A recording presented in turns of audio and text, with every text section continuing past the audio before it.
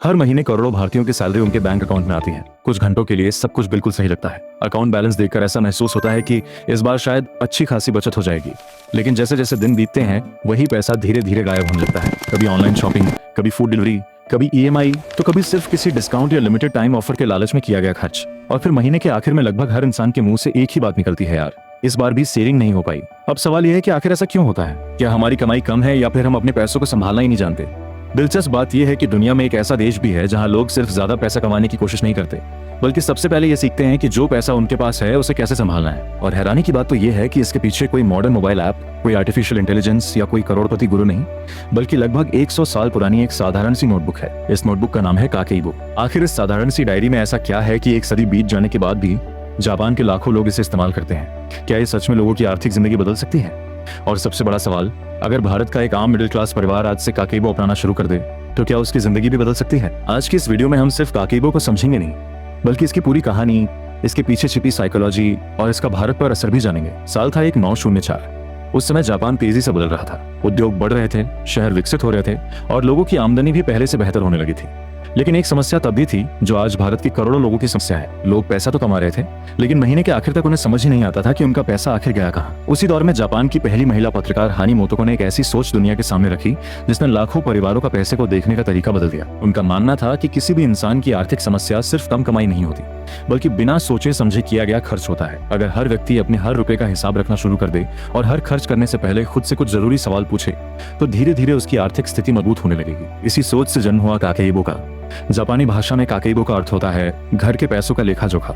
लेकिन अगर आपको लगता है कि यह सिर्फ खर्च लिखने वाली एक डायरी है, तो यहीं सबसे बड़ी गलतफहमी शुरू होती है। क्योंकि काकेबो का असली उद्देश्य खर्चों की लिस्ट बनाना नहीं, बल्कि इंसान की सोच बदलना है। यही वजह है कि 100 साल बाद भी ये तरीका सिर्फ जापान में ही नहीं, बल्कि दुनिया के कई देशों में लोगों को बेहतर आर्थिक फैसले लेने में मदद कर रहा है। लेकिन आखिर काकेबो काम कैसे करता है? यहीं से कहानी और भी दिलचस्प हो जाती है, क्योंकि काकेबो की असली ताकत उस नोटबुक में नहीं है, बल्कि उन 4 सवालों में छिपी हुई है जिन्हें हर जापानी परिवार हर महीने खुद से पूछता है। सुनने में ये सवाल बेहद आसान लगते हैं, लेकिन यही 4 सवाल इंसान की खर्च करने की आदत, उसकी सोच और उसके पूरे वित्तीय व्यवहार को धीरे धीरे बदल देते हैं। शायद यही वजह है कि आज भी कई फाइनेंस एक्सपर्ट मानते हैं कि अगर कोई व्यक्ति सिर्फ इन 4 सवालों का ईमानदारी से जवाब देना शुरू कर दे तो उसकी सेविंग अपने आप बढ़ने लगती है। लेकिन ये 4 सवाल आखिर हैं क्या, और इनमें ऐसा क्या खास है कि एक साधारण सी डायरी आज भी लाखों लोगों की आर्थिक जिंदगी बदल रही है? यही हम अगले हिस्से में जानेंगे। काकेबो के 4 नियम जो आपकी सोच बदल देते हैं। अगर मैं अभी आपसे पूछूं कि इस समय आपके बैंक अकाउंट में कितने पैसे हैं, तो शायद आप तुरंत जवाब दे दिए। लेकिन अगर मैं ये पूछूं कि पिछले महीने आपने किन चीजों पर पैसा खर्च किया था और उनमें से कितने खर्च सच में जरूरी थे, तो शायद आपको सोचने में समय लगेगा। यही वजह है कि काकेबो की शुरुआत खर्च लिखने से नहीं, बल्कि अपनी आर्थिक सच्चाई को स्वीकार करने से होती है। काकेबो कहता है कि अगर आप अपने पैसों को समझना चाहते हैं तो सबसे पहले आपको खुद से 4 ऐसे सवाल पूछने होंगे जो पहली नजर में बहुत साधारण लगते हैं, लेकिन धीरे धीरे आपकी पूरी वित्तीय सोच बदल देते हैं। यही 4 सवाल पिछले 100 सालों से जापानी परिवारों की आर्थिक आदतों की नींव बने हुए हैं। पहला सवाल, मेरे पास वास्तव में कितना पैसा है? ज्यादातर लोग अपनी सैलरी जानते हैं, लेकिन अपनी असली आर्थिक स्थिति नहीं। किसी की सैलरी 50,000 रुपए हो सकती है, लेकिन अगर उसमें से किराया, ईएमआई, बिजली का बिल, बच्चों की फीस और रोजमर्रा के खर्च निकाल दिए जाएं, तो हो सकता है कि उसके पास वास्तव में सिर्फ 8,000 रुपए या 10,000 रुपए ही बचते हों। लेकिन समस्या ये है कि ज्यादातर लोग इसी सच्चाई का सामना ही नहीं करना चाहते। वे सिर्फ कमाई देखते हैं, बचत नहीं। काकेबो आपको मजबूर करता है कि आप अपने पैसों को बिना किसी बहाने के देखें, क्योंकि जब तक आपको ये नहीं पता होगा कि आपके पास वास्तव में कितना पैसा है, तब तक आप कभी सही फैसला नहीं ले पाएंगे। और शायद यही वह कदम है जहां ज्यादातर लोग पहली बार समझते हैं कि समस्या उनकी सैलरी नहीं, बल्कि उनका हिसाब है। दूसरा सवाल, मैं इस महीने कितना बचाना चाहता हूँ। यहीं पर काकेबो हमारी सबसे बड़ी आदत को चुनौती देता है। हम में से ज्यादातर लोग सोचते हैं कि महीने के अंत में जो पैसा बच जाएगा उसे सेव कर लेंगे, लेकिन सच्चाई ये है कि महीने के अंत में अक्सर कुछ बचता ही नहीं। काकेबो इस सोच को पूरी तरह उल्टा कर देता है। ये कहता है कि खर्च करने से पहले तय करो कि इस महीने कितनी बचत करनी है, यानी पहले अपनी सेविंग को प्राथमिकता दो और फिर बाकी पैसे खर्च करो। यही सोच दुनिया के कई सफल निवेशकों और आर्थिक रूप से मजबूत लोगों की भी होती है। वे पहले खुद को भुगतान करते हैं, फिर दुनिया को। सुनने में ये छोटा सा बदलाव लगता है, लेकिन लंबे समय में यही आदत हजारों नहीं बल्कि लाखों रुपए का अंतर पैदा कर सकती है। तीसरा सवाल, मैं ये पैसा खर्च क्यों कर रहा हूं? अब आता है काकेबो का सबसे शक्तिशाली हिस्सा। जरा सोचिए, आखिरी बार आपने कोई ऐसी चीज कब खरीदी थी जिसकी आपको सच में जरूरत नहीं थी?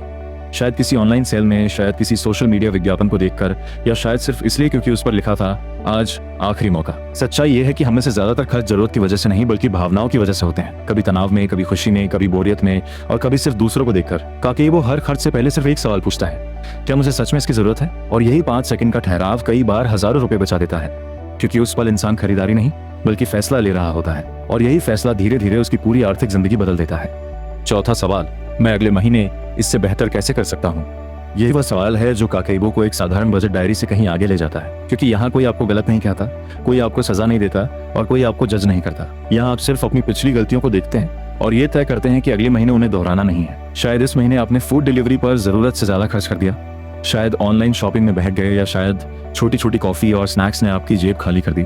काकेबो कहता है कि खुद को दोष मत दो, बस अगली बार थोड़ा बेहतर बनो। यही छोटे छोटे सुधार कुछ महीनों बाद बड़ी बचत में बदल जाते हैं और कुछ सालों बाद आपकी आर्थिक आदतों का हिस्सा बन जाते हैं। लेकिन क्या सिर्फ इतना करने से कोई अमीर बन सकता है?